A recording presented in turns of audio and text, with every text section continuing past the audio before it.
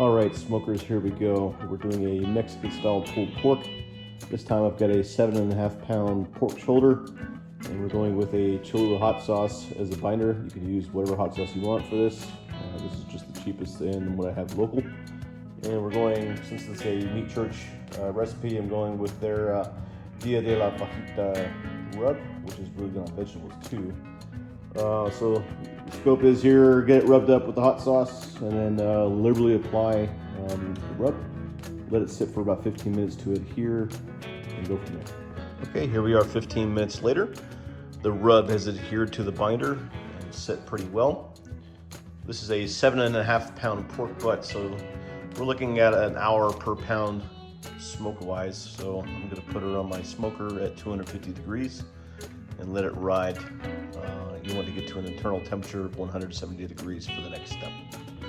Okay, here we are. This is after about 5.5 hours, almost 6, at 250 degrees. The internal temperature has reached 170 degrees.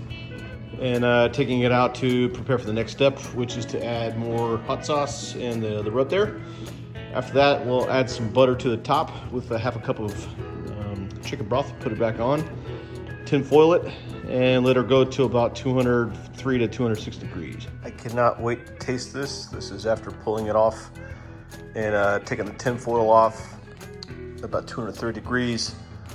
Usually what happens when you tin foil stuff, you kind of lose the bark, so I took off the tin foil and just put it back on there to let it, just get that bark back on there. What I'll do next time is I'll use a half a pan. This one was too big, so I had to put more chicken stock in there to help the braising process. But other than that, we're gonna wait a half hour and we'll pull this thing. All right, here she is after a half hour of resting. Yeah, this is gonna be good.